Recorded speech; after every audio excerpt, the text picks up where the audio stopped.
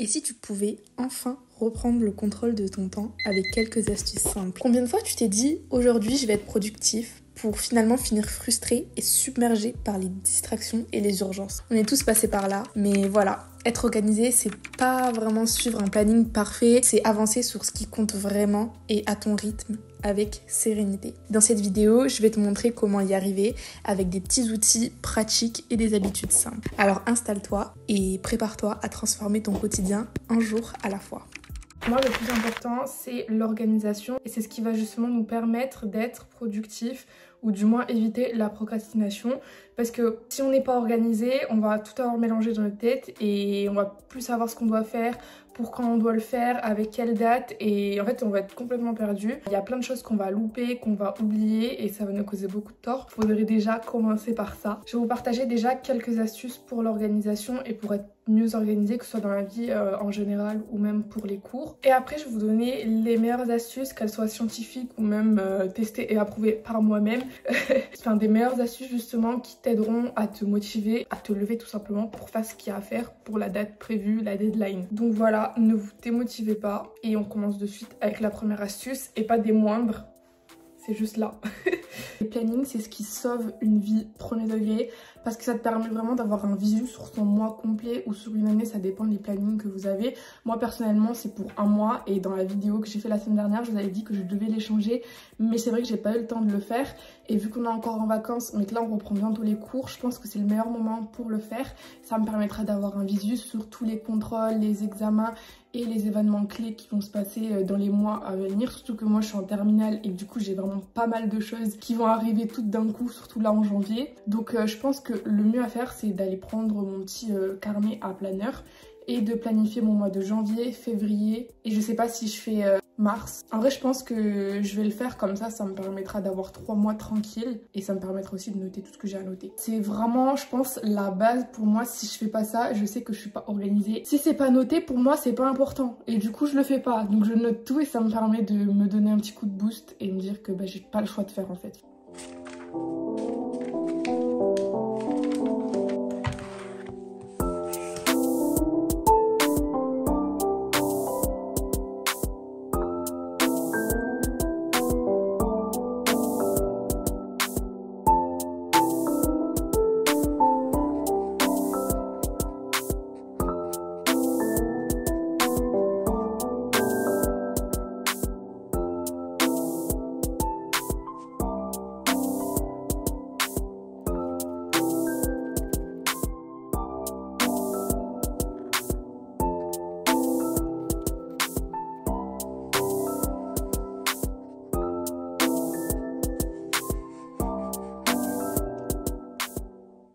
J'ai fait mes plannings, je pense que je vais les accrocher au mur, mais avant je voulais vous montrer un peu comment je les utilisais. Personnellement du coup je faisais mon petit planning comme ça. Dès que j'avais des vacances ou que j'avais besoin d'une organisation précise jour par jour, j'écrivais tout ce que je devais faire en une journée. Je peux aussi écrire mes rendez-vous, tous les travaux que je dois rendre pour une certaine date, les événements qui vont se passer, où j'ai besoin d'être présente, enfin tout ce genre de choses. Et ça me permet vraiment de m'organiser, de rester vraiment réglée et de me dire que je peux pas finir la journée en n'ayant pas fait justement ce que j'avais à faire pour le jour J. Par exemple pour le 26 octobre 2024, je devais réviser pour un DS de physique-chimie sur la diffraction et les interférences et faire énormément d'exercices pour justement être prête pour le jour de l'examen. Bien sûr après j'ai remis encore des révisions quelques jours parce que les révisions c'est pas quelque chose qui se fait en une seule journée. Donc voilà, en termes d'organisation c'est comme ça que je l'utilisais et ça me permettait de me motiver énormément. Le matin quand je me réveillais je savais ce que je devais faire. Ça me permettait justement de pas me perdre et de pas finir paniquée, à pas savoir par quoi commencer et par quoi finir. En termes de petit carnet de planning, personnellement c'est un petit carnet qui vient de chez Stationery Pal. Si je retrouve le lien je vous le mettrai en description, mais bon je suis pas sûre vu que ça fait super longtemps que je l'ai acheté, mais vraiment vous pouvez en trouver partout, que ce soit dans des magasins de papeterie comme Flying Tiger, Emma, même chez Action vous pouvez en trouver, chez Sostrengren, vraiment dans tous les petits magasins comme ça où ils vendent de la papeterie ou des fournitures de bureau et c'est super pratique. Je pense que je pourrais pas être organisée sans ça. Moi vraiment ça fait plusieurs années que je l'ai et il me reste encore vraiment pas mal de feuilles. J'utilise celui-ci aussi, il est vraiment bien et lui aussi je l'avais eu chez Stationery Pal. génial. Et il est vraiment bien aussi pour s'organiser. Attendez que je vous montre. Parce qu'on a vraiment toute la semaine et on sait ce qu'on doit faire chaque jour. Et ça, c'est top. Lui, je l'utilise moins parce que j'ai pas un visuel dessus, il est pas accroché à mon mur.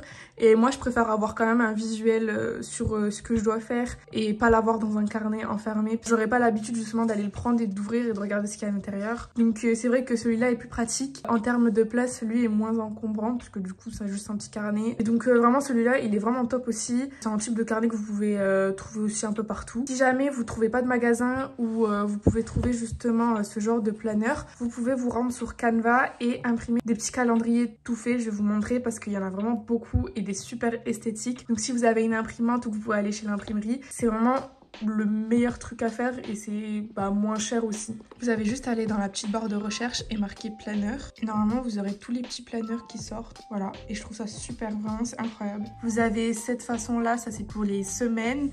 Et là vous avez pour les mois. Vous avez juste à les télécharger puis à les imprimer. Voilà pour l'alternative que vous pouvez utiliser si jamais vous en trouvez pas en magasin ou que vous pouvez pas en acheter. Donc voilà, je pense que c'est l'une des astuces les plus importantes en termes d'organisation. Donc s'il y a un truc que je pointe vraiment du doigt et que je vous conseille à chaque vidéo organisation, c'est bien ça. Franchement, je suis super contente, ça rend bien et au moins je pourrais bien m'organiser ce début 2025. Après, forcément, je continuerai à les faire après mars, mais pour l'instant, je pense qu'on est bien. Maintenant, on va passer à la deuxième astuce et c'est une astuce qui est quand même assez liée. Une chose que beaucoup de gens ignorent ou ne font pas justement par flemme, c'est utiliser un agenda. Et là, je parle pas de seulement les personnes qui sont encore en cours à l'école et qui doivent noter des devoirs pour le lendemain ou le surlendemain, mais je parle vraiment d'un agenda que vous allez utiliser pour tout et pas uniquement pour les cours ou les devoirs. Ça revient un peu au même que les planeurs, mais c'est d'une certaine façon quelque chose de différent parce qu'en fait il faut que vous trouviez votre propre moyen d'organisation, c'est-à-dire les planeurs, les agendas ou tout ce genre de choses. Et si vous commencez à utiliser différents moyens de planning justement, vous allez vous embrouiller vite fait, donc vraiment choisissez un seul type. En vrai, je fais une petite parenthèse pour l'agenda puisqu'en vrai j'ai pas vraiment de quoi m'étaler pendant des heures, mais si je peux le glisser et vous faire réfléchir à propos de l'agenda, ça peut être bien. C'est sur une longue période, donc vous n'avez pas comme les planeurs à devoir les changer tous les mois. Il y a des agendas que vous pouvez utiliser sur tout 2025 et il y a des agendas comme celui que j'ai, l'étudiant, qui sont sur une année scolaire, donc de septembre à juillet, août. Voilà, on peut passer à l'autre astuce. Que vous voyez déjà très bien de quoi je parle parce que je vous en parle aussi hyper souvent comme le planning. Et faire des to-do list et des to-do list, faut les faire la veille. Franchement, j'ai tout essayé de faire la to-do list le jour même ou au moment où je devais faire un truc pour pas oublier ce que j'avais à faire juste après. Et le mieux, et ce qui marche le mieux en tout cas pour moi, et je pense pour pas mal de gens, c'est un truc qui doit marcher, c'est de faire sa to-do list la veille. Comme ça, vous dormez sereinement et le matin vous vous réveillez, vous voyez votre to-do list posée sur votre bureau et vous savez ce que vous avez à faire dans la journée et du coup vous commencez votre journée sereinement, sans stress et sans vous dire bon finalement je sais pas par quoi commencer. En fait c'est le meilleur moyen de rester focus dès le réveil en fait. Le mieux c'est de synthétiser ou de mettre les éléments les plus importants, de classer du plus important au moins important afin de commencer par le plus important et finir par les tâches secondaires en quelque sorte ou les tâches qui ne sont pas nécessaires ou obligatoires. Je suis renseignée et il est conseillé de mettre entre 5 et 7 tâches si vous avez toute une journée devant vous. Sinon après vous diminuez en fonction de ce que vous pouvez faire et de ce que vous sentez. Il faut toujours que plus il y a de croix, plus vous avez coché d'éléments dans cette liste, plus vous avez avancé et plus vous pouvez être fier de vous. Donc vraiment, moi, les to-do list, j'ai toujours utilisé ça. Je sais qu'on en parle beaucoup et que beaucoup de gens vous le conseillent. Et je pense que c'est pas fait pour rien, c'est justement parce que c'est vraiment un bon moyen et un bon outil d'organisation. Il y a plein de différents to-do list. Par exemple, moi ici, j'ai un petit planning de la journée et donc en fonction de ma to-do list, je peux me donner des créneaux horaires comme des sortes de petits rendez-vous. Par exemple, je sais qu'à 11 h, je vais faire, je sais pas, 3 exercices de physique-chimie. Bon, moi, je reste dans le cadre scolaire parce que c'est ce qui m'intéresse le plus. Et se donner des plages horaires, c'est vraiment une très bonne astuce aussi. Parce qu'en vrai, j'ai fait des petites recherches avant et je sais que quand on se donne des plages horaires, c'est comme une sorte de rendez-vous et vous savez, vous avez 30 minutes pour le faire et après c'est fini quoi. Après vous avez plus le temps pour faire. Maintenant qu'on a pu aborder le thème de l'organisation et que vous avez tous mes petits tips, enfin mes meilleurs tips pour être organisé, on va parler de la procrastination parce que c'est quand même le but de la vidéo et c'est ce qui je pense pourrit la vie de beaucoup d'entre nous. Pour commencer, on a la règle des 2 minutes et cette règle du coup elle dit que si la tâche qu'on a à accomplir elle est rapide et que en 2 minutes c'est bouclé, c'est une tâche qu'on va faire immédiatement. Donc au lieu de se dire oui je la ferai après, oui je la ferai avant de me coucher, oui je la ferai demain, oui je la ferai après-demain et reporter comme ça à chaque fois, c'est une tâche qui va être faite quand tu y penses, direct tu te lèves et tu la fais. Ça permet justement d'éviter de reporter au lendemain et d'accumuler les petites tâches pas importantes. En fait, ça te permet de laisser ton esprit et ton cerveau libre pour les tâches les plus importantes. Ok, je vais vous donner un exemple. Moi, il y a des fois où j'ai besoin de préparer ma lunchbox. En général, je fais ça le soir avant de dormir parce que j'ai pas d'inspiration. Et je repousse, je me dis oui après avoir fait ce devoir, oui après avoir fait mon sac. Et au final, je me retrouve à 23h sans idée à être devant mon plan de travail, à demander ce que je vais pouvoir bien cuisiner pour le lendemain. Et je me dis bon au final je pense que je vais acheter un petit snack demain, un petit sandwich et tout. Et en fait reporter à chaque fois comme ça te permet de pas faire, dans cet exemple là, pas faire d'économie alors qu'on peut manger largement meilleur, plus équilibré et dépenser moins d'argent. Et en fait bon c'est un exemple comme un autre mais voilà, ça peut être aussi comme les devoirs. Vous pouvez vous dire oui bon cet exercice je le ferai ce soir avant de dormir. Au final le soir vous vous dites bon je le ferai demain parce que j'ai une heure de permanence ou de trou. Et au final dans cette heure de trou vous passez votre heure à discuter avec des copines. C'est un truc que vous n'allez pas faire et la prof va pas être contente. Enfin bref, c'est une sorte de cercle vicieux qui va faire que au final vous allez jamais être tranquille et que vous aurez l'esprit toujours occupé par des tâches un peu secondaires et inutiles que vous aurez pu faire il y a bien longtemps. Maintenant on va passer à la méthode Eisenhower. C'est une méthode qui va te permettre de te concentrer justement sur les tâches les plus importantes que tu as à faire sur une to-do list ou sur un planning de ta journée. Imaginons que dans 2 ou 3 jours tu as un DS très important ou un bac blanc ou un brevet blanc ou peu importe l'examen que tu vas avoir et qu'il faut que tu révises absolument. À côté de ça, tu as d'autres choses à faire, pas forcément des priorités. Ce qui est le plus logique à faire, c'est de commencer par la plus grosse tâche que vous avez à faire pour ensuite finir si vous avez le temps avec les tâches secondaires, parce que finalement si vous commencez par les tâches secondaires et qu'au final vous vous retrouvez à faire les grosses tâches la veille ou au dernier moment, vous allez voir que vous n'aurez pas assez de temps pour réviser et pour réussir votre examen. Et donc cette méthode a permis de se concentrer sur l'essentiel uniquement. Maintenant on va parler de la technique des 5 secondes. C'est une technique qui est vraiment super utile et moi ça m'arrive souvent de l'utiliser. En fait quand tu es allongé sur ton lit à surfer sur les réseaux sociaux ou à regarder une série ou même peu importe faire quelque chose qui n'est pas forcément très productif en termes général et qu'il faut absolument que tu te lèves mais que tu hésites, que t'as pas envie, que t'as la flemme, tu dis que tu peux reporter au lendemain alors que c'est faux. Techniquement tu peux pas reporter au lendemain toujours à chaque tâche. En fait tu vas faire une sorte de compte à rebours de 5 secondes. Dans les 5 secondes qui suivent tu te lèves sans réfléchir.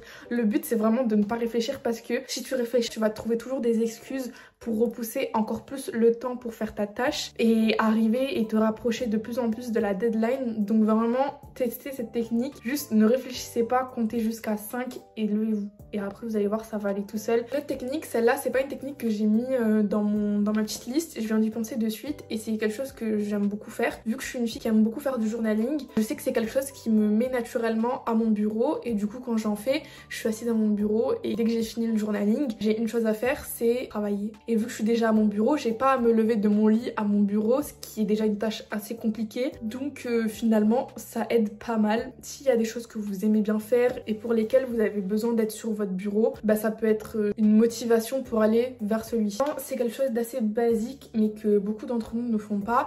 Il y en a beaucoup qui quand ils révisent, ils laissent leur téléphone à côté d'eux et ça c'est vraiment je pense la pire des choses parce que en fait instinctivement on a pris l'habitude de toujours aller vers notre téléphone.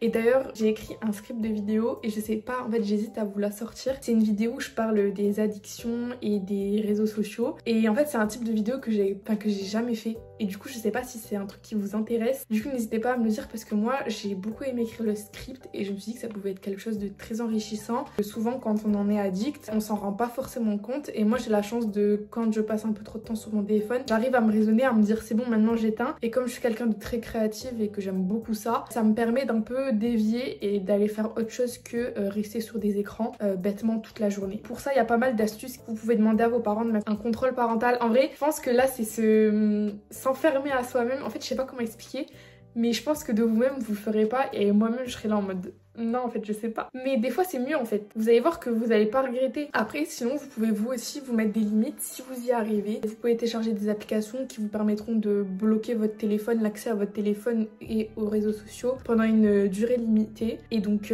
moi, c'est une application que j'utilise depuis un certain moment. Je pense que je vais vous mettre un screen quelque part de l'application. Mais du coup, c'est une application qui est vraiment top. L'application s'appelle Focus Tree. J'ai vu que cette application, il y avait énormément d'étudiants qui l'utilisaient et que ça leur permettait vraiment de se concentrer sur la tâche qu'ils sont actuellement en train de faire parce qu'ils ne reçoivent ni notification des réseaux sociaux, ni notification, ni appel, peu importe de tout. Peu importe la notification, en fait, ils reçoivent plus. En fait, c'est comme si vous mettez votre téléphone en mode avion et que vous n'avez plus accès à vos applications. Ça, c'est vraiment top. Et là, ça fait littéralement 3 semaines que je l'utilise. À chaque fois que je travaille, je vous dis bien, à chaque fois, je l'active et c'est vraiment un gain de temps incroyable. Il y a plus ces pauses toutes les 5 minutes à regarder mon téléphone. Ah, j'ai eu des messages, ah, faut que je réponde. C'est tout ce genre de choses qui vous font perdre un temps tellement précieux et qui vous empêchent justement d'arriver au maximum de votre productivité. Après, si vous voulez pas vous embêter avec des applications, si vous avez quelqu'un à la maison ou près de vous, vous pouvez donner le téléphone à cette personne pour qu'elle vous le garde. Tant que vous n'avez pas fini vos révisions, bah elle vous le rendra pas. À vous de trouver votre moyen le plus efficace pour vous éloigner des écrans. C'est bien de se limiter et de se priver de certaines addictions et de certaines choses qui nous font du bien, parce que techniquement c'est pas tellement le cas. Des fois il faut savoir se récompenser. Et une autre chose qui booste la productivité en quelque sorte, c'est de se récompenser une fois que vous vous êtes fixé des objectifs et que vous avez atteint un ou plusieurs objectifs de votre liste. Vous pouvez faire une pause, aller vous faire un petit snack, regarder un petit épisode de votre série ou justement faire une pause, aller parler avec votre famille, aller prendre l'air, marcher, courir, peu importe, faire une séance de sport. En vrai, à vous de choisir ce qui vous rend heureux et ce qui vous permet de vous couper un peu des révisions et des écrans aussi. Bon, la série c'est pas vraiment la meilleure des choses à faire, mais c'est vrai que quand on est à fond dans une série, regarder un petit épisode, ça fait du bien, je vais pas vous mentir. Ensuite, on a la technique des 50-10. C'est une technique Pomodoro en fait. Je vous en ai déjà très souvent parlé. La technique Pomodoro, c'est un peu dans le même style des récompenses. C'est que vous allez travailler pendant une certaine durée sans avoir d'autres distractions. Normalement, vous travaillez pendant ces 50 minutes et après, vous avez 10 minutes de pause. Et là, c'est le moment en quelque sorte de récompense où vous allez pouvoir vous autoriser à sortir ou faire quelque chose qui vous plaît. Ça, c'est quelque chose qui se développe. Vous pouvez commencer par 20 minutes de productivité,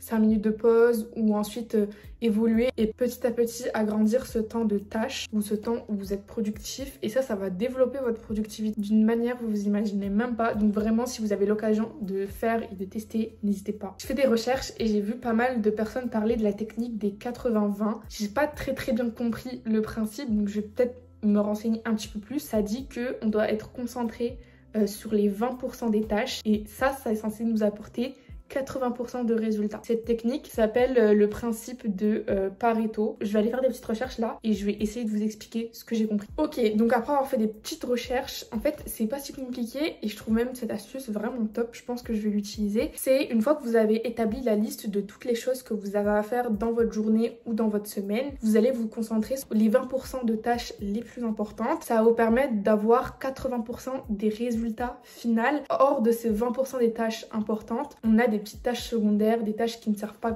à grand chose et qui ne vont pas vous apporter énormément de résultats. Donc c'est pour ça qu'il est important de se concentrer sur les choses les plus importantes. Je sais pas si vous avez compris, j'espère que j'ai été assez claire. Sinon n'hésitez pas à aller vous renseigner, c'est aussi super important de faire des petites recherches comme ça et de trouver des petits principes qui vous aideront justement à évoluer dans votre productivité, de bannir la procrastination. Donc maintenant, l'une des dernières astuces, c'est la méthode de Ivy Lee. Cette méthode, elle est basée un peu sur le principe de la veille au soir, faire une liste, noter les tâches, enfin les 6 tâches précisément, les 6 tâches les plus importantes et les tâches prioritaires à faire pour le lendemain, les faire dans une certaine ordre. Comme dans la méthode précédente, vous allez noter la plus importante en haut et petit à petit ça va être de moins en moins important. Et après le lendemain, vous vous réveillerez sereinement avec une liste déjà toute prête et vous allez essayer de faire un maximum dans l'ordre. Et voilà, ça va booster en quelque sorte votre motivation. Et je parle beaucoup depuis tout à l'heure, j'espère que vous avez saisi les quelques astuces que je vous ai partagées. Et j'espère qu'elles vont aussi vous aider parce que je sais que cette année, vous êtes beaucoup à avoir noté dans vos résolutions et vos goals que vous avez envie d'être plus productif, d'éviter la flemme, d'éviter la procrastination. et je suis vraiment dans le même cas. Et justement, vous donner des astuces, ça me fait faire des petites recherches et de trouver pour moi aussi des astuces qui m'aideront aussi au quotidien. Parce que c'est pas parce que je donne des astuces que je suis quelqu'un de très organisé, même loin de là.